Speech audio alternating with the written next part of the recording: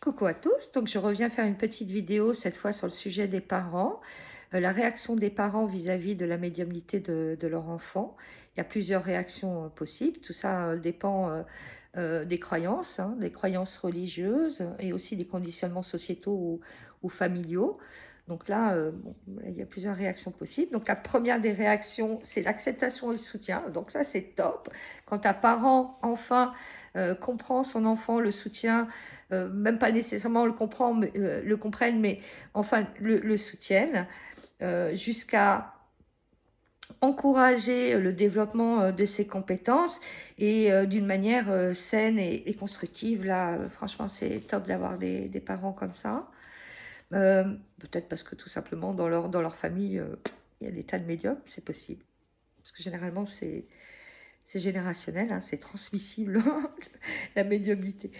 D'autres sont carrément dans l'incompréhension et dans la peur. Bon, ça aussi, on peut comprendre que l'inconnu, ça fait toujours peur. Des choses qu'on ne comprend pas, ça fait toujours peur. Donc, c'est tout à fait compréhensible. Donc, ils réagissent avec méfiance, crainte ou même carrément rejet, hein. Ça n'existe pas, ça n'existe pas. C'est un peu dommage, mais on peut comprendre ça. Certains sont carrément dans le déni, mais dans le déni total. Voilà, c'est pas possible. Tu rêves, tu imagines, tu as beaucoup d'imaginaire. Voilà, c'est ce type de discours-là. Et tais-toi aussi. Non, non, je veux pas en entendre parler. Tais-toi. Il y a ce type de réaction-là. Et ils espèrent vraiment que les choses disparaissent avec le temps. C'est rarement le cas. Là aussi, ils attendent que ça disparaisse avec le temps.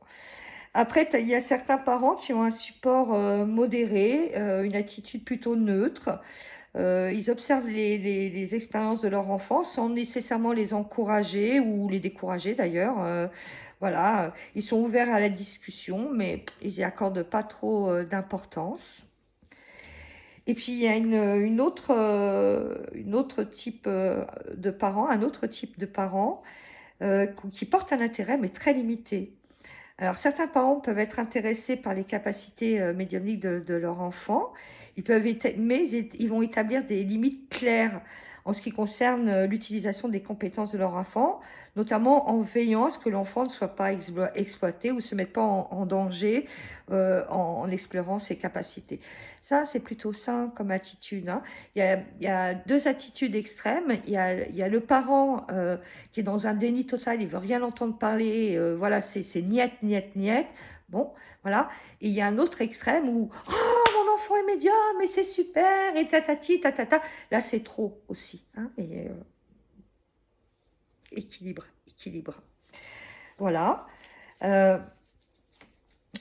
j'ai pris des notes, donc je vais lire mes notes parce que je pense que ce passage-là est important et je voudrais pas oublier des choses. Il est important de noter que chaque parent réagit différemment en fonction de sa propre compréhension du phénomène et de ses croyances personnelles. L'essentiel est d'aborder le sujet avec ouverture, empathie et respect pour l'enfant, en tenant compte de ses besoins émotionnels et son bien-être. Certains parents choisissent également de consulter des professionnels tels que des médiums expérimentés, des psychologues spécialisés dans ce domaine pour obtenir des conseils et un soutien supplémentaire. Et ce dernier point, c'est l'objectif de l'association Enfants Médium.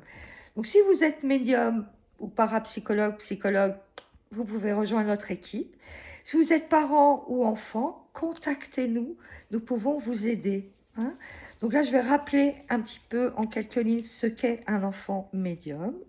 Un enfant médium est un enfant qui possède des capacités psychiques ou médiumniques, ce qui signifie qu'il peut percevoir des informations, des sensations ou des présences qui ne sont pas accessibles aux cinq sens ordinaires.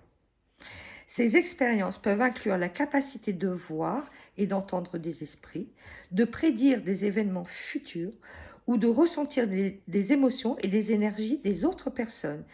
Les enfants médiums peuvent avoir des aptitudes différentes et leur sensibilité varie considérablement. Voilà. Là, c'est juste un petit rappel de ce qu'est un enfant médium, parce que je ne suis pas sûre d'avoir donné une bonne définition dans mes précédentes vidéos. Donc là, je tenais à ce que les choses soient rappelées, tout simplement. Donc encore une fois, si vous êtes médium, différents types de médiumnité, j'ai fait une vidéo sur les différents types de médiumnité. Vous pouvez rejoindre l'association et ça sera avec plaisir qu'on vous accueillera afin qu'on soit encore plus nombreux pour aider ses enfants et ses parents. Si vous êtes parent et que vous vous sentez démuni vis-à-vis de la médiumnité de votre enfant, vous ne savez pas quoi faire, vous appartenez à cette catégorie de parents qui sont dans l'incompréhension ou dans un support modéré, voilà, avec, enfin, pas la certitude d'y croire réellement, de croire votre enfant réellement, on peut vous aider. Si vous êtes un enfant, adolescent, et que vous êtes face à votre médiumnité tout seul et que votre parent n'est pas en mesure de vous aider pour différentes raisons, sachez que notre association existe. Vous pouvez nous contacter. L'adresse email sera dans la description en dessous de la vidéo. Donc contactez-nous, n'ayez pas peur. Nous mangeons personne et surtout pas les petits-enfants. Voilà, vous pouvez nous contacter. Je mettrai les liens dans la description. Et s'il vous plaît aussi, encouragez notre association et le travail que nous faisons auprès des enfants par votre petit pouce sous la vidéo. Franchement, ça sera top. Et un abonnement à la chaîne YouTube et également du compte TikTok. Hein, voilà, c'est une façon d'aider gratuitement l'association à être connue et assez bruitée et à avoir encore plus d'enfants à aider. Voilà, je compte sur vous. Nous comptons sur vous. Pouce, pouce, pouce, pouce. Merci à vous. À bientôt. Au revoir.